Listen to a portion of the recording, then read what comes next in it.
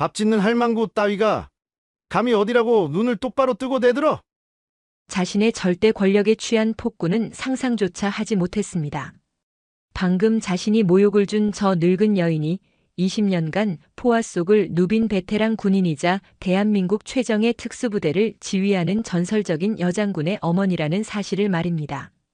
한 지휘관의 오만한 만행이 어떻게 스스로를 파멸시키는 가장 끔찍한 부메랑이 되어 돌아왔을지 지금 바로 시작합니다. 시청 후 잊지 마시고 구독과 좋아요 한 번씩 꼭 눌러주시면 감사하겠습니다.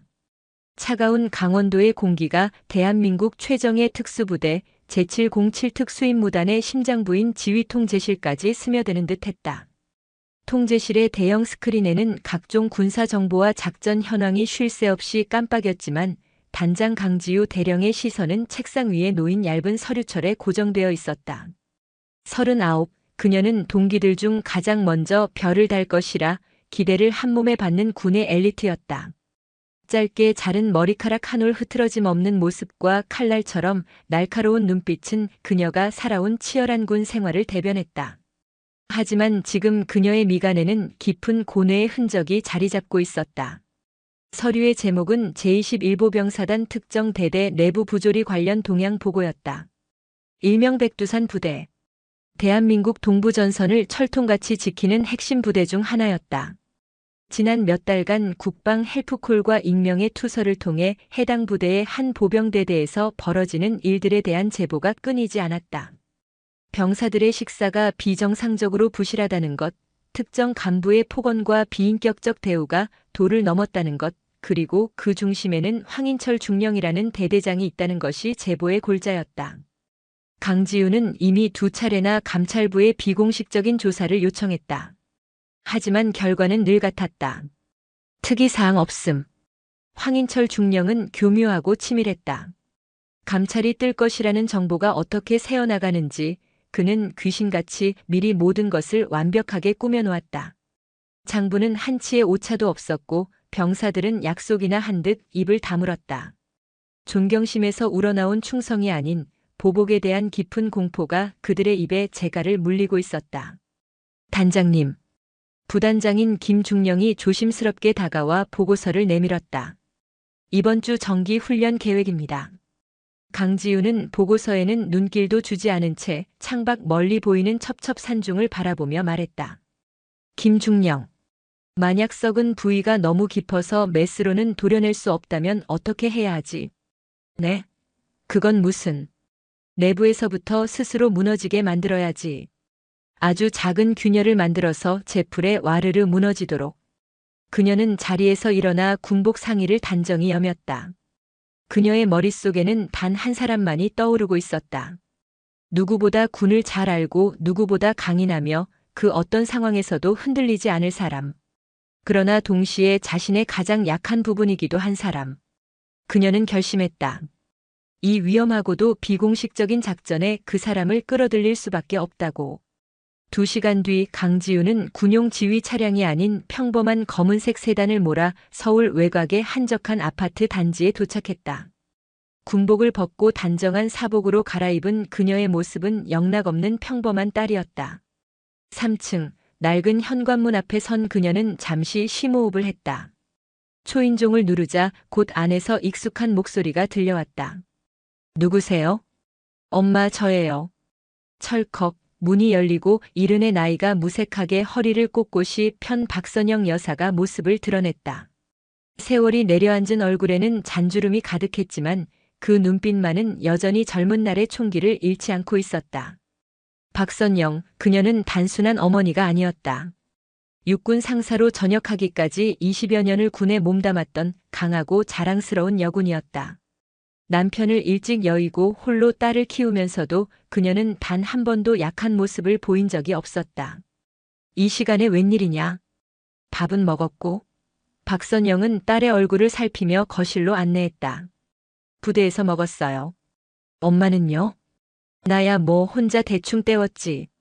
따뜻한 보리차를 내오는 어머니의 뒷모습을 보며 강지우는 가방에서 서류 몇 장을 꺼냈다. 평범한 모녀의 대화로 시작하기에는 자신이 짊어지고 온 이야기가 너무나도 무거웠다. 그녀는 결심을 굳히고 입을 열었다. 엄마, 부탁이 하나 있어요. 박선영은 찻잔을 내려놓고 딸의 얼굴을 물끄러미 바라봤다. 그 눈빛, 평범한 부탁이 아니라는 것을 그녀는 직감했다. 군 생활 내내 수많은 위기 상황을 겪으며 다져진 그녀의 직감은 틀린 적이 없었다. 말해보거라.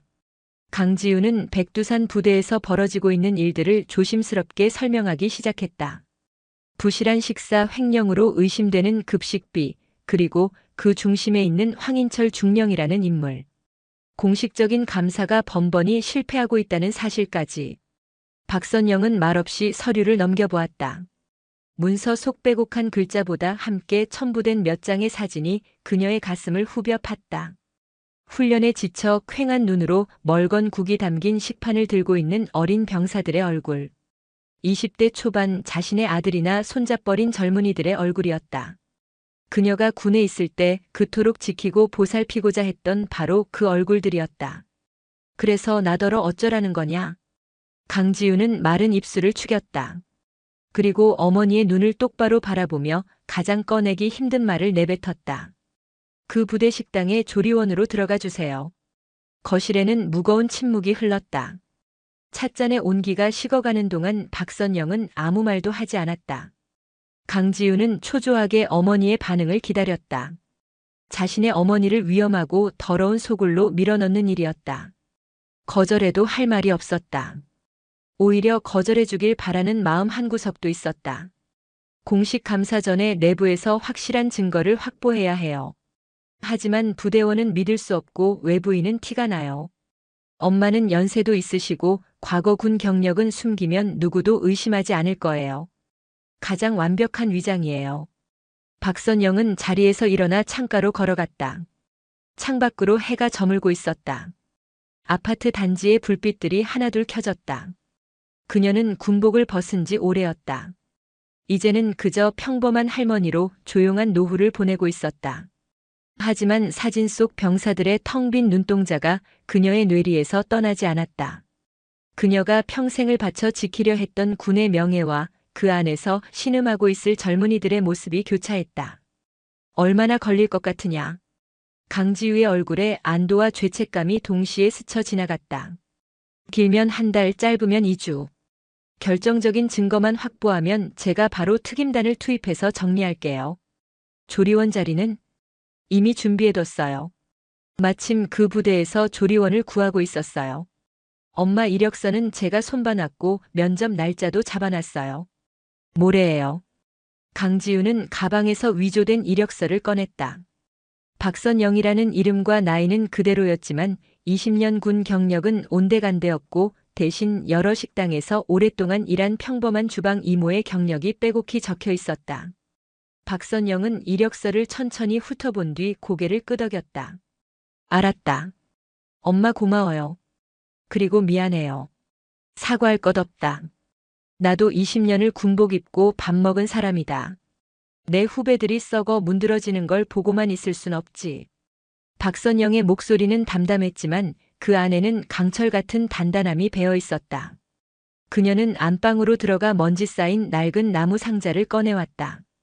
상자를 열자 빛바랜 전투복과 녹슨 계급장이 모습을 드러냈다. 박선영은 자신의 이름이 새겨진 상사 계급장을 손에 쥐고 가만히 쓸어보았다. 군복은 필요 없어요, 엄마.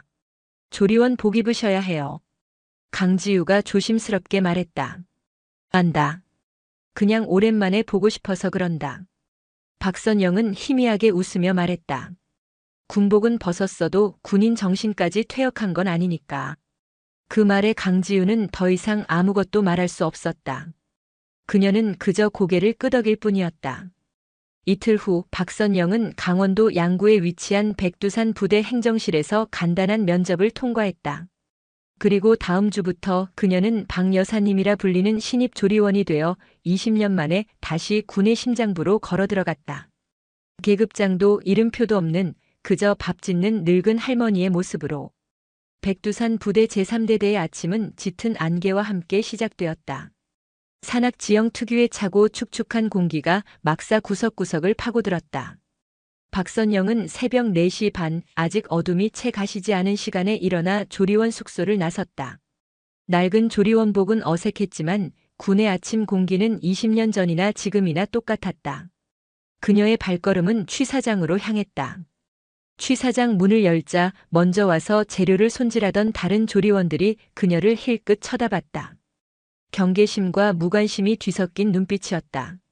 박선영은 묵묵히 고개를 숙여 인사하고 앞치마를 둘렀다. 오늘로 이곳에 온 지 사흘째, 그녀는 아직 이방인이었다. 취 사장의 풍경은 처참했다.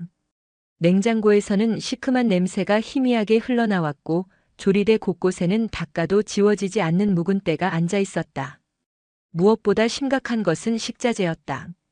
오늘 아침 메뉴는 콩나물국과 김치 그리고 계란찜이었다. 하지만 배급된 콩나물은 끝이 거무죽죽했고 김치는 군내가 날 정도로 쉬어 있었다. 계란은 한 판이 통째로 깨져 있어 성한 것이 몇 개 없었다. 이거 가지고 어떻게 300인분을 만들어요? 젊은 조리원 하나가 볼멘 소리를 했다. 주방을 총괄하는 50대의 박 조리장이 한숨을 쉬며 말했다. 어쩌겠어. 있는 걸로 어떻게든 만들어야지. 대대장님 불호령 떨어지기 전에 서둘러. 대대장이라는 단어에 조리원들의 움직임이 일순간 경직되었다. 박선영은 그 미세한 변화를 놓치지 않았다. 황인철 중령. 이곳에 온 첫날부터 그의 이름은 보이지 않는 족쇄처럼 취 사장 전체를 짓누르고 있었다. 아침 배식 시간 훈련에 지친 병사들이 좀비처럼 줄을 섰다. 앳된 얼굴들은 생기를 잃고 푸석푸석했다. 박선영은 국자를 들고 배식대에 섰다. 멀건 콩나물국. 건더기라고는 거의 찾아볼 수 없었다. 그녀는 최대한 국자 밑바닥까지 저어 콩나물 몇 가닥이라도 더 담아주려 애썼다. 많이 먹어라. 식판을 내민 이등병에게 나직이 말을 건넸지만 병사는 고개만 까딱 숙일 뿐 눈도 마주치지 않았다. 그들의 눈에는 체념과 무기력함이 가득했다. 박선영의 가슴이 돌덩이처럼 무거워졌다. 이것은 그녀가 알던 군대가 아니었다. 혈기왕성한 젊은이들이 나라를 지킨다는 자부심으로 빛나야 할 곳이 생존을 위해 하루하루를 버텨내는 수용소처럼 변해 있었다. 점심시간이 되자 분위기는 더욱 험악해졌다. 그가 나타났기 때문이다. 황인철 중령. 40대 중반의 그는 잘 다려진 전투복과 반짝이는 전투화로 위압감을 풍기며 취사장으로 들어섰다. 병사들은 물론이고 조리원들까지 모든 움직임이 멈췄다. 황인철은 식판을 들고 줄을 설 필요도 없이 곧장 배식대 맨 앞으로 다가왔다. 박선영은 묵묵히 밥을 퍼올렸다. 고봉밥을 기대하는 그의 눈빛을 무시하고 정량을 담았다. 황인철의 미간이 꿈틀거렸다. 국. 명령조의 한마디였다. 박선영은 된장국을 폈다. 건더기가 부실한 것은 마찬가지였지만 그래도 아침보다는 나았다. 김치와 나물 반찬까지 담아 식판을 건네려는 순간 황인철이 식판을 밀쳐내며 소리쳤다. 이게 지금 밥이라고 내온 건가? 밥에서 쉰내가 나잖아. 취 사장 안에 있던 모든 이들의 시선이 집중되었다. 박선영은 침착하게 대답했다. 방금 지은 밥입니다. 쉰내가 날 리가 없습니다. 이 할망구가 지금 대대장 말에 토를 다는 거야? 내가 그렇다면 그런 거지. 황인철은 식판을 배식대에 소리나게 내려놓았다. 그는 주변을 둘러보며 일부러 더 큰 소리로 외쳤다. 이따위 밥을 우리 용사들한테 먹이니까 애들이 비실비실한 거 아닌가. 조리원들 전부 정신 상태가 빠져가지고. 그의 분노는 조리원 전체를 향했지만 그의 눈은 정확히 박선영을 향해 있었다. 이곳에 온 지 얼마 안 된 자신에게 굽실거리지 않는 저 늙은 여자가 마음에 들지 않았던 것이다. 죄송합니다, 대대장님. 박 조리장이 황급히 다가와 고개를 숙였다. 바로 새로 밥을. 됐어. 황인철은 말을 끊고는 자신의 식판에 담긴 된장국 그릇을 집어들었다. 그리고는 망설임 없이 박선영의 얼굴을 향해 그대로 부어버렸다. 정신 차리라고 이 할망구야. 여기가 니네 집 부엌이야? 똑바로 안 해. 뜨끈한 국물이 박선영의 머리카락을 타고 흘러내렸다. 된장 건더기와 국물이 그녀의 얼굴과 조리원복을 순식간에 적셨다. 이마와 뺨이 화끈거렸다. 작은 화상이었다. 하지만 그보다 더한 굴욕감이 온몸을 꿰뚫었다. 취 사장은 얼어붙었다. 수백 명의 병사들이 그 광경을 숨죽인 채 지켜보고 있었다. 아무도 나서지 못했다. 분노와 미안함 그리고 공포가 뒤섞인 젊은 눈동자들이 그녀에게 박혀 있었다. 박선영은 눈을 감았다. 주먹이 저절로 쥐어졌다. 20년 군 생활 동안 단 한 번도 겪어보지 못한 모욕이었다. 하지만 그녀는 소리치거나 쓰러지지 않았다. 천천히 눈을 뜬 그녀는 국물이 뚝뚝 떨어지는 얼굴을 들어 황인철을 똑바로 쳐다봤다. 그녀의 눈에는 분노나 슬픔, 굴욕감 같은 감정이 없었다. 오직 차갑고 고요한 침묵만이 자리하고 있었다. 마치 깊이를 알 수 없는 심연처럼.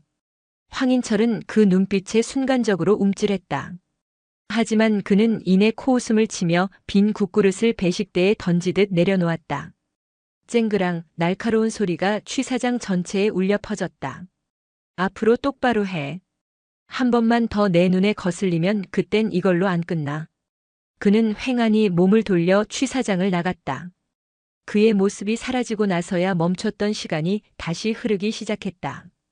박 조리장이 떨리는 손으로 수건을 들고 다가왔다. 여사님 괜찮으세요? 박선영은 아무 말 없이 수건을 받아들었다.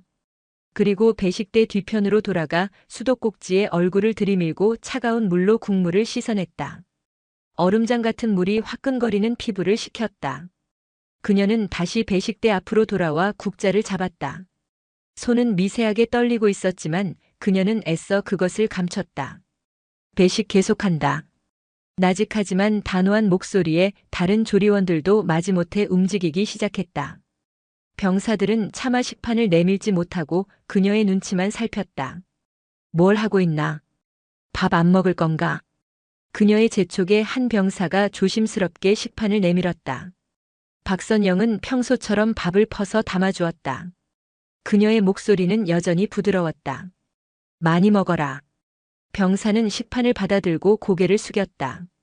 그의 어린 얼굴에는 죄송함과 분노가 뒤섞여 있었다.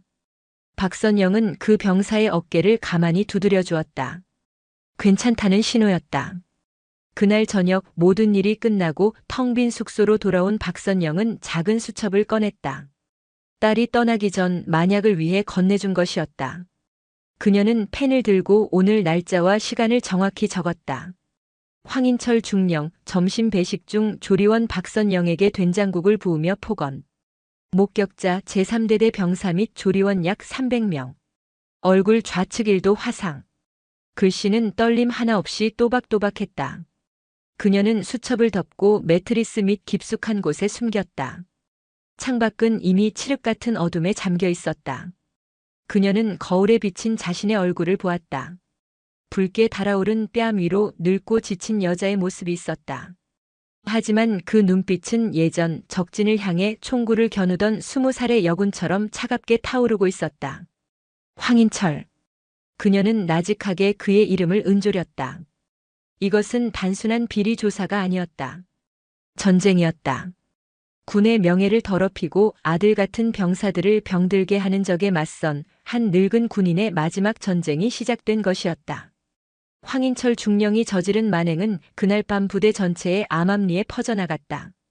병사들은 생활관에 돌아가 소등 후에도 잠들지 못하고 소곤거렸다. 새로 온 할머니 조리원이 대대장에게 끔찍한 봉변을 당했다는 이야기, 그 앞에서도 눈 하나 깜빡하지 않았다는 이야기. 그들에게 박선영은 연민의 대상이자 동시에 경외의 대상이 되었다. 그녀의 꼿꼿한 모습은 억압에 길들여져 있던 젊은 병사들의 마음에 작은 불씨를 던졌다. 다음 날 아침 취 사장의 분위기는 미묘하게 달라져 있었다. 병사들은 박선영의 안색을 살피며 조심스럽게 인사를 건넸다.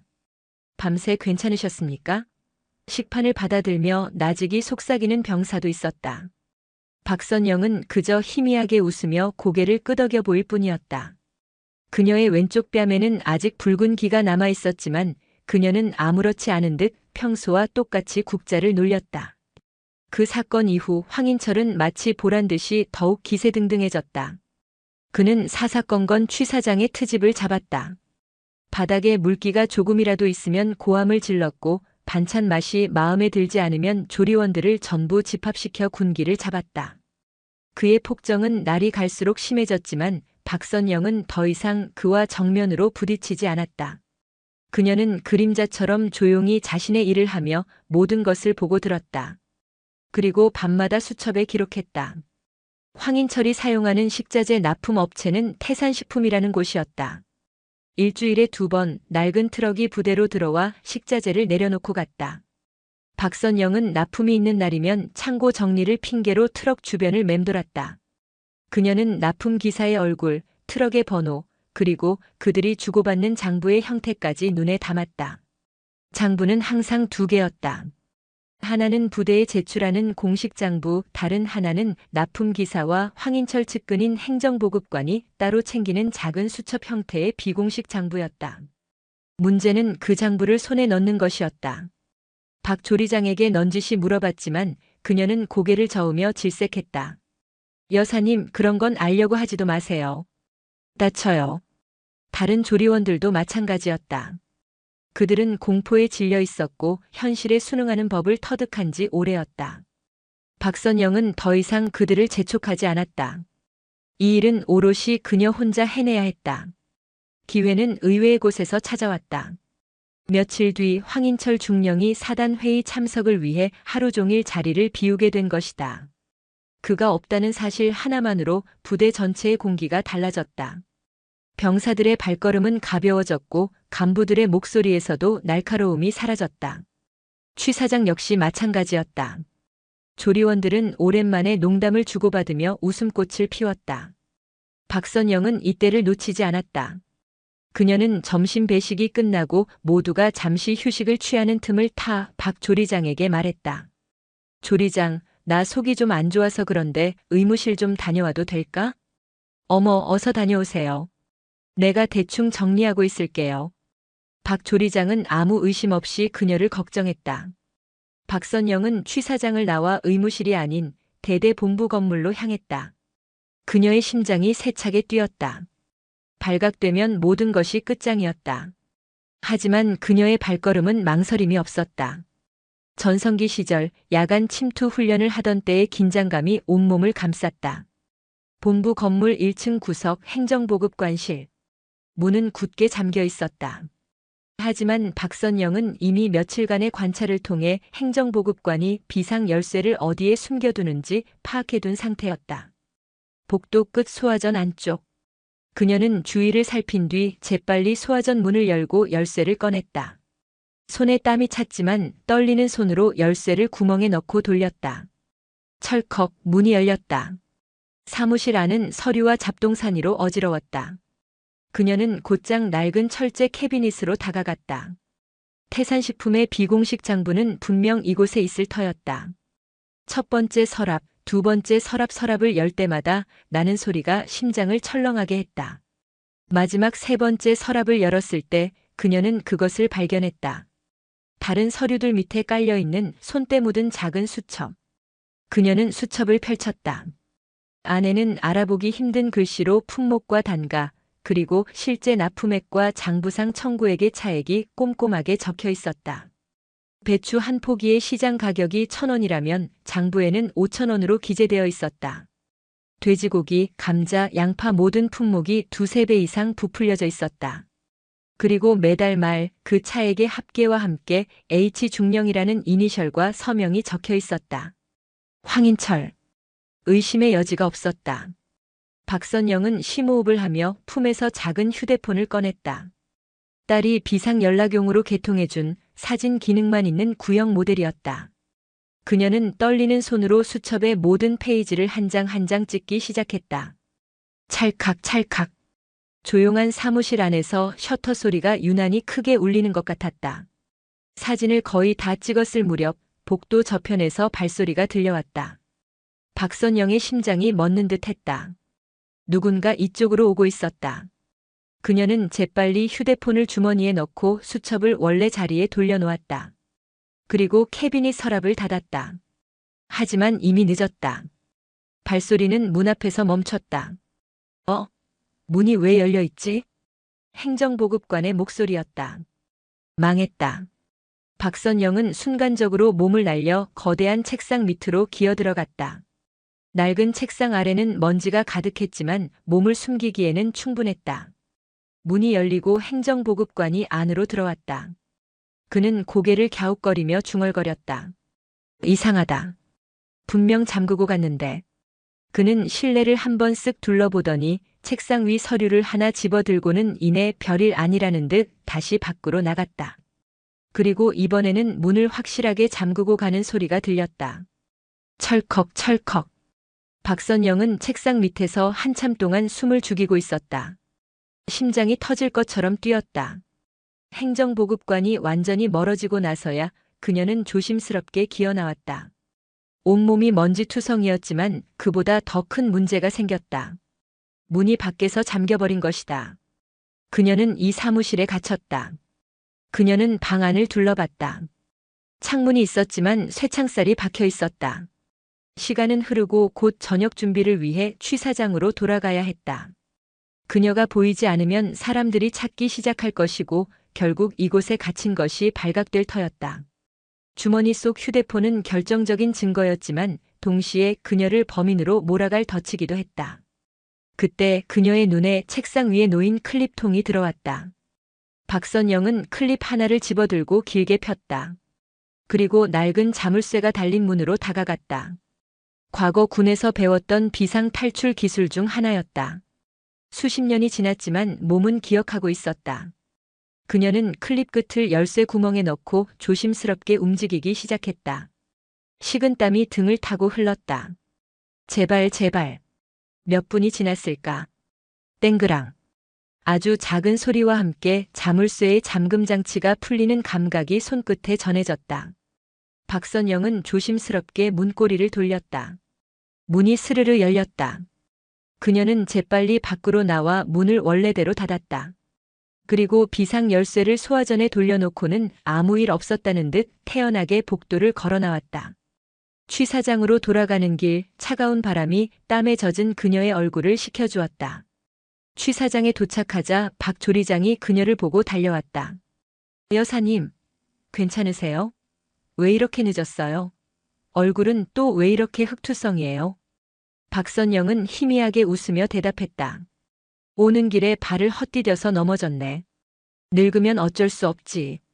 그녀는 옷의 먼지를 털어내고 다시 앞치마를 둘렀다. 아무도 그녀가 방금 전까지 어떤 사투를 벌이고 왔는지 알지 못했다. 그녀의 주머니 속 휴대폰에는 부패한 군 간부를 심판대에 세울 결정적인 증거가 담겨 있었다. 이제 칼자루는 그녀의 손에 넘어왔다. 황인철 중령이 부대로 복귀하자 하루 남짓 이어졌던 평화는 신기루처럼 사라졌다. 그는 자신이 자리를 비운 사이 부대 분위기가 이완되었다며 길길이 날뛰었고 그 화풀이는 고스란히 가장 만만한 취사장을 향했다. 오늘 저녁 전 부대원 특별 배식 훈련을 실시한다. 저녁 식사를 앞두고 황인철이 취사장으로 들이닥쳐 선포했다. 소위 특별 배식 훈련이라는 것은 그의 기분이 좋지 않을 때마다 벌어지는 일종의 가혹 행위였다. 조리원들은 정해진 시간 안에 완벽한 상태로 배식을 준비해야 했고 병사들은 식사 시간 내내 군기를 잡힌 채 밥을 먹어야 했다. 오늘 메뉴는 뭐지? 황인철이 박 조리장에게 물었다. 제육볶음과 묵국입니다. 좋아. 그럼 지금부터 정확히 1시간 준다. 1시간 안에 300인분 배식 준비를 모두 끝내도록. 만약 1분이라도 늦거나 음식 맛이 내 기준에 미달이면 오늘 조리원들 전부 연병장 뺑뺑이 돌릴 줄 알아. 조리원들의 얼굴이 하얗게 질렸다. 1시간 안에 300인분의 제육볶음과 국, 그리고 부가적인 반찬까지 완벽하게 준비하는 것은 물리적으로 불가능에 가까운 일이었다. 하지만 누구도 토를 달지 못했다. 박선영은 묵묵히 칼을 잡고 돼지고기를 썰기 시작했다. 다른 조리원들이 허둥대는 와중에도 그녀의 손놀림만은 침착하고 빨랐다. 그녀의 머릿속은 복잡했다. 휴대폰에 담긴 증거. 이것을 어떻게 딸에게 안전하게 전달할 것인가. 부대 내에서는 통화 기록이나 문자 메시지 모두 감시될 수 있었다. 외출이나 외박은 꿈도 꿀 수 없는 조리원의 신분이었다. 거기 새로운 할망구. 손이 왜 그렇게 꾸물거려. 고기 써는 게 아니라 그림 그리고 있어? 황인철이 박선영의 등 뒤에서 소리쳤다. 그는 박선영의 일거수일투족을 감시하며 틈만 나면 트집을 잡았다. 박선영은 대꾸하지 않고 더욱 빠르게 칼을 놀렸다. 그녀의 인내가 한계에 다다르고 있었다. 정신없는 1시간이 지나고 배식 시작 5분 전. 조리원들은 땀으로 범벅이 된 채 간신히 모든 준비를 마쳤다. 박선영은 마지막으로 제육볶음의 간을 봤다. 촉박한 시간이었지만 맛은 나쁘지 않았다.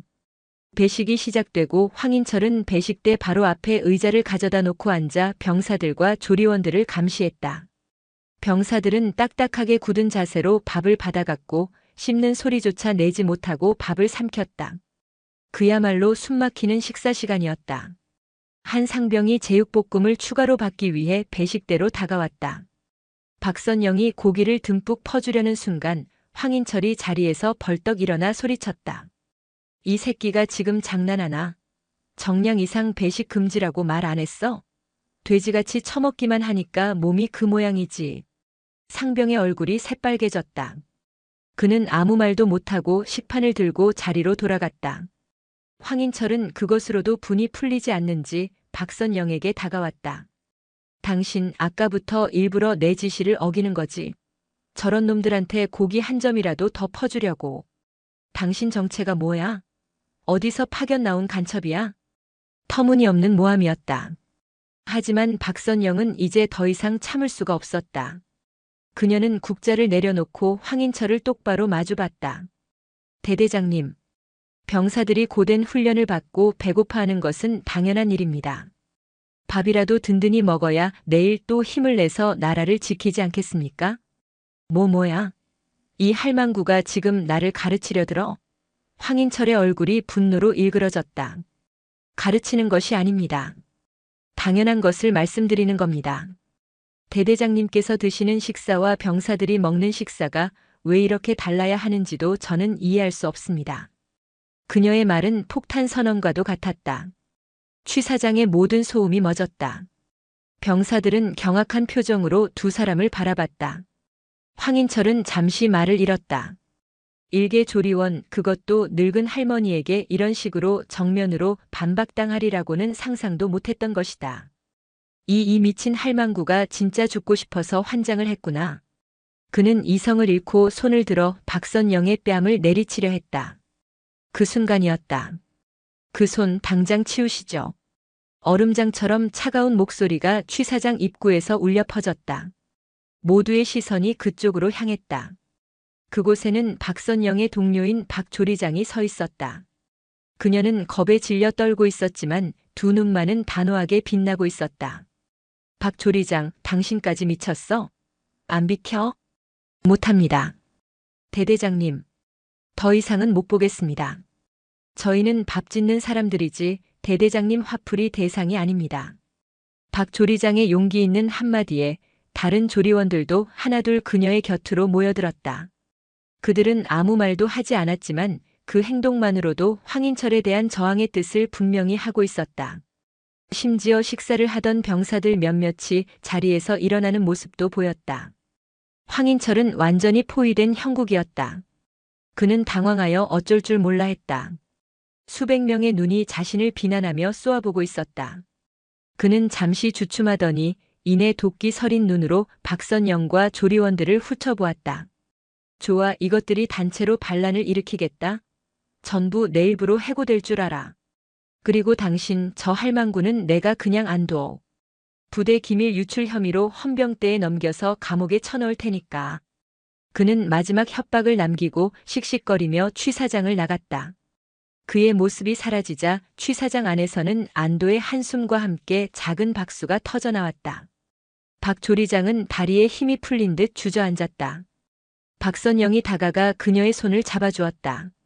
고맙소, 조리장. 아니에요, 여사님. 여사님 덕분에 저희도 용기를 냈어요. 그날 밤 박선영은 잠을 이룰 수 없었다. 황인철은 분명 자신을 제거하기 위해 무슨 짓이든 할 것이다. 부대 기밀 유출 혐의라는 그의 말은 단순한 협박이 아닐 터였다. 그는 이미 그녀를 의심하고 있었다. 더 이상 지체할 시간이 없었다. 그녀는 모두가 잠든 깊은 밤 조리원 숙소를 몰래 빠져나왔다. 그녀의 목적지는 부대 외곽에 위치한 공중전화였다. 부대 내 통신망이 아닌 외부 통신망을 이용해야만 했다. 칠흑 같은 어둠 속을 걷는 것은 위험했지만 그녀는 익숙하게 지형을 이용하며 몸을 숨겼다. 공중전화 박스에 도착한 그녀는 떨리는 손으로 수첩에 적어온 딸의 비상 연락처 번호를 눌렀다. 몇 번의 신호음이 가고 강지우의 잠긴 목소리가 들려왔다. 여보세요. 나다. 수화기 너머의 딸이 숨을 멈추는 것이 느껴졌다. 엄마, 무슨 일이에요? 이 시간에. 증거는 확보했다. 하지만 나도 발각된 것 같다. 내일 아침 황인철이 나를 헌병대에 넘길지도 몰라. 엄마, 지금 어디세요? 부대 후문 쪽 공중전화. 사진은 어떻게든 내일 새벽까지는 전송할 방법을 찾아보마. 너는 준비하고 있거라. 아주 거창하게 와야 할 게다. 이 부대 전체를 뒤집어 엎을 만큼. 걱정 마세요. 엄마, 몸 조심하세요. 반드시 제가 갈게요. 전화를 끄는 박선영은 다시 어둠 속으로 몸을 숨겼다. 이제 주사위는 던져졌다. 그녀는 내일 아침 마지막 승부를 걸어야 했다. 그녀는 휴대폰 속 사진들을 바라보았다. 이것은 단순한 사진 파일이 아니었다. 썩어 빠진 군의 환부를 도려낼 날카로운 메스였다. 새벽 동이 트기 전 박선영은 마지막 임무를 위해 움직였다. 휴대폰 속 사진 파일을 딸에게 전송하는 것. 그것이 이 길고 위험한 잠입의 마침표가 될 터였다. 부대 내에서는 와이파이는커녕 데이터 사용도 극히 제한적이었다. 그녀가 노릴 수 있는 유일한 통로는 간부들이 개인적으로 사용하는 와이파이 공유기였다. 그녀는 며칠간의 관찰을 통해 행정보급관이 자신의 사무실에 개인 공유기를 설치해두고 밤늦게까지 영화를 본다는 사실을 알아냈다. 비밀번호는 유치하게도 자신의 차량 번호였다. 박선영은 어젯밤 행정보급관실에 잠입했을 때 책상에 놓여있던 차 키를 보고 번호를 외워두었다. 그녀는 다시 한번 위험을 감수하고 대대본부 건물로 향했다. 어둠과 안개가 자욱한 새벽은 그녀의 완벽한 엄폐물이 되어주었다. 어제와 같은 방법으로 행정보급관실에 들어선 그녀는 곧장 공유기 근처로 다가가 휴대폰의 와이파이 설정 화면을 켰다. 신호가 잡혔다. 그녀는 외워둔 비밀번호를 입력했다. 연결 성공. 박선영은 곧바로 딸의 비상용 이메일 주소로 사진 파일들을 전송하기 시작했다. 수십 장의 사진. 용량이 꽤 컸다. 느린 속도로 올라가는 전송발을 보며 그녀의 심장은 조급하게 타들어갔다. 제발 누군가 오기 전에 전송이 끝나야 했다. 전송이 거의 끝나갈 무렵 복도 저편에서 인기척이 느껴졌다. 박선영은 이를 악물었다. 이번에는 어제처럼 운 좋게 넘어갈 수 없을지도 몰랐다. 그녀는 재빨리 전송을 완료하고 이메일 기록과 와이파이 접속 기록을 삭제했다. 그리고 창문으로 다가갔다. 어젯밤 확인해둔 대로 쇠창살이 없는 유일한 창문이었다. 하지만 2층 높이 뛰어내리기에는 무리였다. 그때 창문 바로 아래에 대형 에어컨 실외기가 설치되어 있는 것이 눈에 들어왔다. 저곳까지 뛸 수만 있다면 실외기를 밟고 1층으로 내려갈 수 있었다. 이른의 나이. 하지만 그녀는 망설이지 않았다. 과거 유격 훈련 때의 기억을 되살렸다.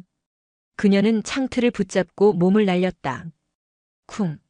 둔탁한 소리와 함께 그녀의 몸이 실외기 위에 떨어졌다.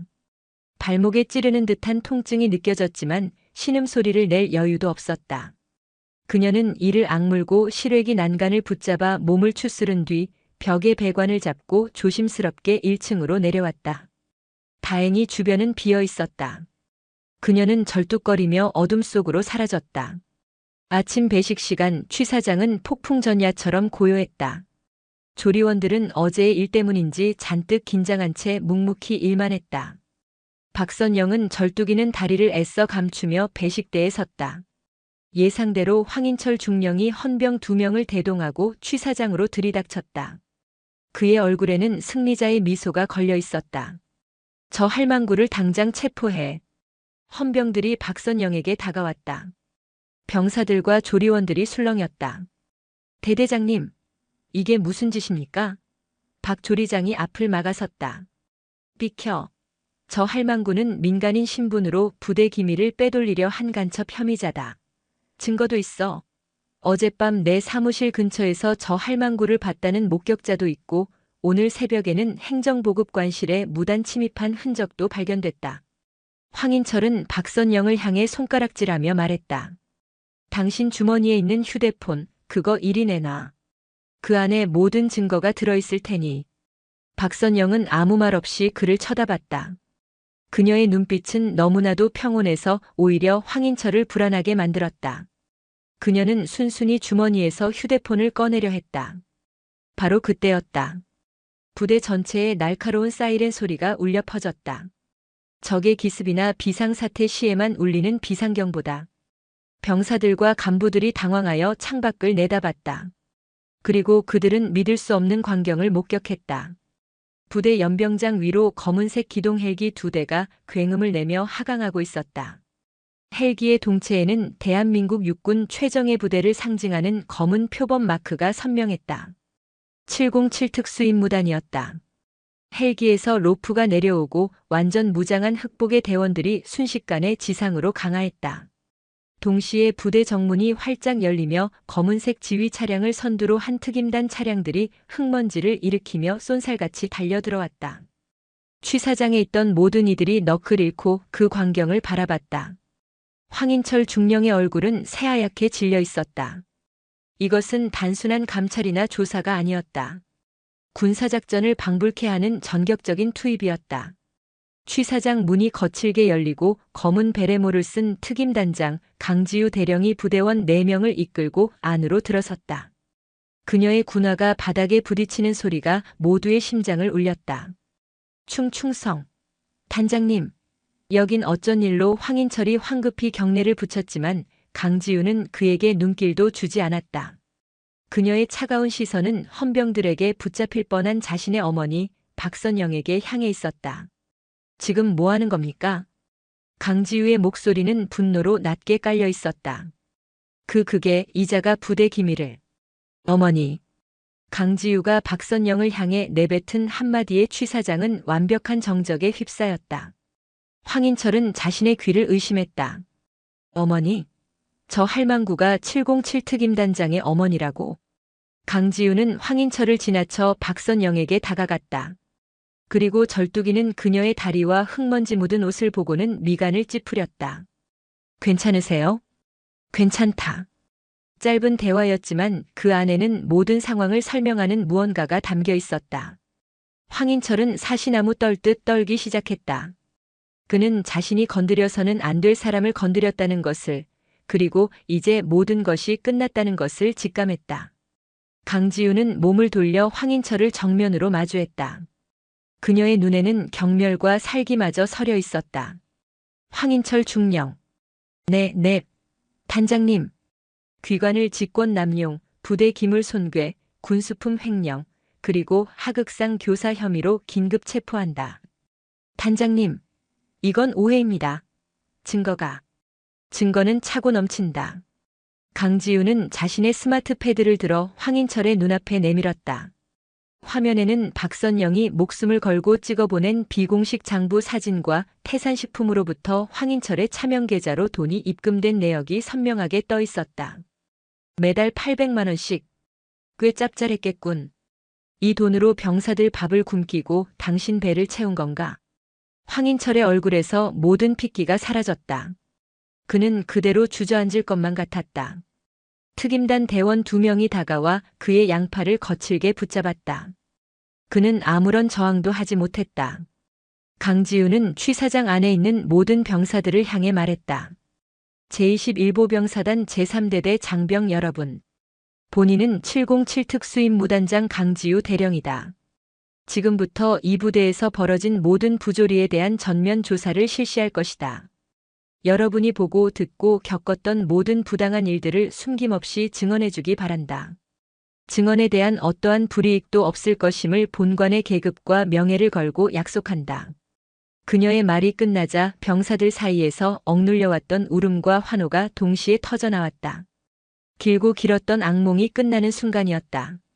그리고 그 중심에는 낡은 조리원복을 입고 절뚝거리면서도 꼿꼿이 서 있는 한 늙은 여군 박선영이 있었다. 707 특임단이 부대를 장악한 순간 지난 몇 달간 제3대대를 짓누르던 공포의 시대는 막을 내렸다. 황인철 중령은 저항 한번 못하고 속옷 차림으로 끌려나가 조사를 받기 시작했고 그에 충실한 수족 노릇을 하던 행정보급관과 몇몇 간부들 역시 줄줄이 소환되었다. 대대 본부는 순식간에 특임단의 임시 지휘통제실로 변모했다. 취 사장에 남겨진 병사들은 여전히 충격과 환희 속에서 어쩔 줄 몰라 했다. 그들의 시선은 한 곳으로 향했다. 특임단장의 어머니이자 자신들을 위해 끔찍한 모욕을 견뎌냈던 조리원 박선영에게로. 한 병사가 용기를 내어 박선영에게 다가왔다. 얼마 전 제육볶음을 더 받으려다 황인철에게 모욕을 당했던 그 상병이었다. 그는 눈물을 글썽이며 박선영 앞에서 거수 경례를 했다. 정말 감사드립니다. 그의 경례를 시작으로 취 사장 안에 있던 모든 병사들이 일제히 자리에서 일어나 박선영을 향해 경례를 했다. 충성. 수백 명의 목소리가 하나가 되어 취 사장을 가득 채웠다. 그것은 계급에 대한 복종이 아닌 진심에서 우러나온 존경과 감사의 표시였다. 박선영은 붉어지는 눈시울을 애써 감췄다. 그녀는 군 생활 내내 수많은 훈장을 받았지만 지금 이 순간만큼 가슴 벅찬 적은 없었다. 그녀는 허리를 꼿꼿이 펴고 그들의 경례에 군인으로서 답했다. 수고들 많았다.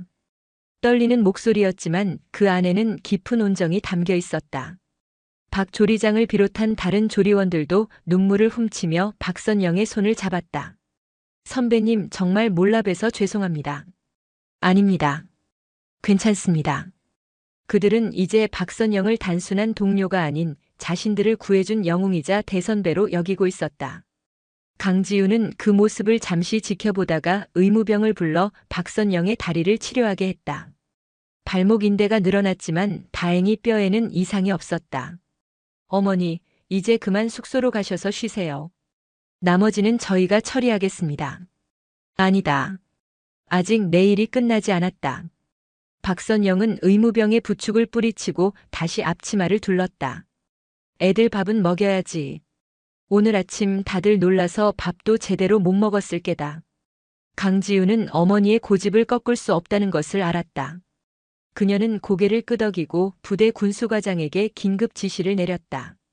지금 당장 사단에서 가장 좋은 식자재를 이 대대로 공수해 오도록. 어급 한우, 신선한 채소, 과일까지. 오늘 점심은 우리 용사들이 배가 터지도록 먹을 수 있게 준비해.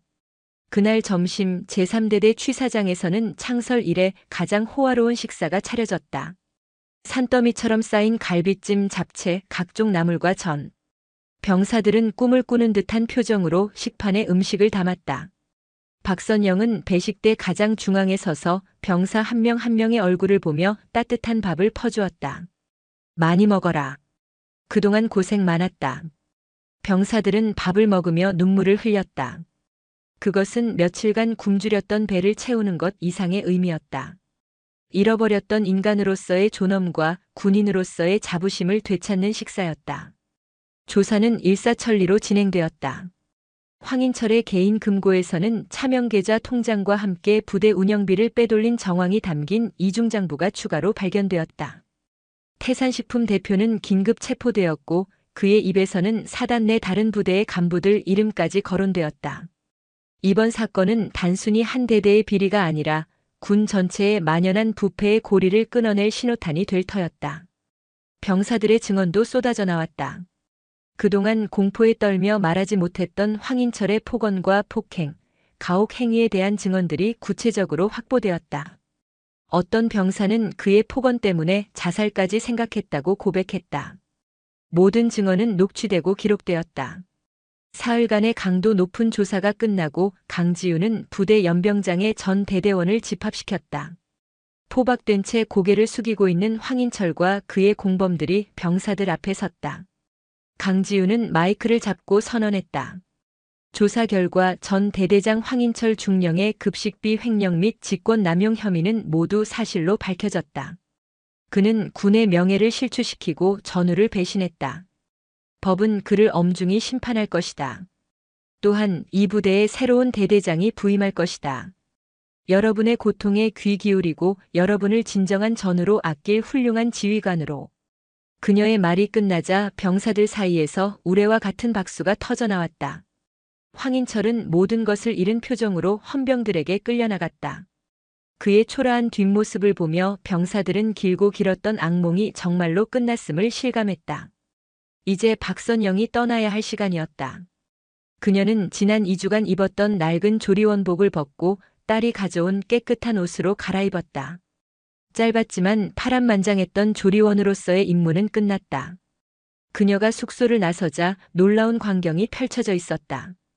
대대 전 병력이 연병장으로 향하는 길 양옆의 도열에 그녀를 기다리고 있었던 것이다. 이상민 상병이 앞으로 나와 그녀에게 꽃다발을 건넸다. 병사들이 십시일반 돈을 모아 준비한 것이었다. 어머님, 저희의 어머니가 되어주셔서 감사했습니다. 평생 잊지 않겠습니다. 이상민 상병이 어머님이라고 부르며 거수 경례를 하자 모든 병사들이 일제히 그녀를 향해 다시 한번 경례를 했다. 충성. 이번에는 구호 대신 뜨거운 박수 소리가 연병장을 가득 메웠다. 박선영은 꽃다발을 가슴에 안고 눈물 대신 환한 미소로 그들에게 화답했다. 그녀는 딸과 함께 부대를 나서는 지휘 차량에 올라탔다. 차가 서서히 움직이기 시작하자 그녀는 창밖으로 멀어지는 부대와 병사들의 모습을 바라보았다. 그녀가 남기고 가는 것은 단순한 비리 척결이 아니었다. 무너졌던 신뢰의 회복 그리고 밥 한 끼의 소중함이었다. 차가 부대 정문을 완전히 빠져나갈 때 박선영은 나직이 의졸였다. 밥은 마음으로 퍼야 하는 거란다. 강지우는 운전대를 잡은 채 어머니의 그 말을 가슴 깊이 새겼다. 뒷좌석에 놓인 꽃다발이 가을 햇살을 받아 눈부시게 반짝이고 있었다. 부대를 떠나 집으로 돌아온 박선영에게는 평온한 일상이 찾아왔다. 하지만 그녀가 일으킨 파장은 군 전체를 뒤흔들고 있었다. 황인철 중령 사건은 언론에 대서특필되었고 국방부는 즉각 전군을 대상으로 한 군납 비리 및 부대 부조리 실태 특별 감찰에 착수했다. 백두산 부대를 시작으로 골마 터진 상처들이 여기저기서 드러나기 시작했다. 수많은 별들이 옷을 벗었고 철옹성 같던 군납 비리의 카르텔에 균열이 가기 시작했다. 강지우 대령은 사건의 중심에서 밤낮 없이 바쁜 나날을 보냈다. 그녀는 단순한 처벌을 넘어 제2의 황인철이 나오지 않도록 하는 제도적 개선에 집중했다. 병사들의 인권과 복지를 최우선으로 하는 새로운 급식관리 시스템이 도입되었고 외부 감시 기관의 참여가 의무화되었다. 707특임단은 부패한 군 간부들에게 저승사자와도 같은 존재로 각인되었다. 한 달 후 모든 것이 마무리되고 강지우는 오랜만에 휴가를 내어 어머니의 집을 찾았다. 박선영은 평소처럼 뜨개질을 하며 조용히 그녀를 맞았다. 두 사람 사이에는 많은 말이 오가지 않았지만 그 침묵은 그 어떤 대화보다 깊은 유대감으로 채워져 있었다. 황인철 중령 재판 결과 나왔어요. 징역 15년. 불명예 전역의 연금도 박탈됐어요. 죄 지은 자는 벌을 받는 게 마땅하지. 박선영은 담담하게 대답했다. 그 부대 새로 부임한 대대장님이 아주 잘하고 있대요. 병사들 표정도 밝아지고 훈련 성과도 눈에 띄게 좋아졌다고 보고 올라왔어요. 그래, 다행이구나. 강지우는 탁자 위에 놓인 작은 편지 봉투를 어머니에게 내밀었다. 이건 뭐냐? 그 부대 병사들이 엄마한테 보낸 편지예요. 수십 통이 넘어서 일단 몇 개만 가져왔어요. 박선영은 봉투를 열어 편지를 읽기 시작했다. 삐뚤빼뚤한 글씨로 눌러쓴 감사와 존경의 마음이 편지지 가득 담겨 있었다. 어머님 덕분에 매일 따뜻한 밥을 먹으며 힘을 냅니다. 저도 어머님처럼 강하고 정의로운 군인이 되겠습니다. 평생 은혜 잊지 않겠습니다. 편지를 읽어 내려가는 박선영의 눈가에 조용히 이슬이 맺혔다. 그녀는 평생 군인으로 살아온 자신의 삶이 헛되지 않았음을, 군복을 벗은 후에도 여전히 누군가에게 힘이 되어줄 수 있었음을 확인하는 순간이었다. 참 괜찮은 녀석들이야. 그녀는 편지를 소중하게 접어 가슴에 품었다. 며칠 뒤 박선영에게 뜻밖의 전화가 걸려왔다. 육군 본부였다. 국방부 장관이 그녀에게 비공식적으로 감사의 뜻을 전하고 싶어 한다는 연락이었다. 그녀는 처음에는 거절했지만 성화를 이기지 못하고 결국 약속 장소로 나갔다. 약속 장소에는 국방부 장관과 육군 참모총장이 사복 차림으로 그녀를 기다리고 있었다. 그들은 군의 최고 지휘관으로서 그녀에게 깊은 존경과 감사를 표했다. 박선영 여사님, 여사님께서 군 전체를 살리셨습니다. 저희가 미처 보지 못하고 있던 깊은 상처를 드러내고 치유할 용기를 주셨습니다. 장관은 작은 상자 하나를 그녀에게 건넸다. 상자 안에는 보국 훈장 광복장이 들어있었다. 국가안전보장에 뚜렷한 공을 세운 사람에게 수여하는 군인에게는 최고의 영예 중 하나였다. 정식으로 수여할 수 없는 점을 너그러이 용서해 주십시오. 하지만 여사님의 공로는 우리 군 역사의 길이 기억될 것입니다. 박선영은 훈장을 받아들고 잠시 생각에 잠겼다. 그리고는 조용히 입을 열었다. 장관님, 제가 한 일은 대단한 일이 아닙니다. 그저 배고픈 아이들에게 따뜻한 밥 한 끼 제대로 먹이고 싶었을 뿐입니다. 진짜 칭찬받아야 할 사람들은 그 끔찍한 상황 속에서도 묵묵히 국방의 의무를 다해준 우리 아들들입니다. 그녀의 말에 장관과 총장은 깊은 감명을 받은 표정으로 고개를 숙였다. 그날 이후 박선영의 삶은 다시 평온해졌다. 하지만 그녀의 이야기는 군 내에서 전설처럼 퍼져나갔다. 앞치마를 두른 영웅, 짬밥의 어머니 등 다양한 별명으로 불리며 부조리에 맞서 싸운 용기의 상징이 되었다. 시간이 흘러 겨울이 찾아왔다. 박선영은 딸과 함께 조용히 강원도 양구로 향했다. 백두산 부대가 내려다 보이는 작은 언덕에 차를 세웠다. 매서운 겨울바람 속에서도 부대는 굳건히 그 자리를 지키고 있었다. 저 멀리 병사들이 훈련하는 함성 소리가 희미하게 들려왔다. 잘들 지내고 있겠지. 그럼요. 이제 걱정 안 하셔도 돼요. 강지우는 어머니의 어깨를 감쌌다. 두 사람은 말없이 하얗게 눈 덮인 산과 부대를 바라보았다. 박선영은 그곳에서 보낸 짧았던 2주를 떠올렸다. 모욕과 위험 그리고 분노의 시간이었지만 동시에 보람과 희망을 보았던 시간이기도 했다. 그녀는 비로소 깨달았다. 군복을 벗고 계급장을 뗀다고 해서 군인의 임무가 끝나는 것이 아니라는 것을. 진정한 군인 정신은 언제 어디서든 어떤 모습으로든 나라와 전우를 지키는 마음속에 살아 숨쉬는 것임을. 70의 나이 그녀는 자신의 마지막 전쟁에서 가장 위대한 승리를 거두었다. 그리고 그 승리는 훈장이나 명예가 아닌 늠름하게 자라날 젊은 군인들의 가슴 속에 영원히 기억될 터였다. 차가운 겨울 하늘 아래 두 여군의 모습은 한 폭의 그림처럼 평화로워 보였다.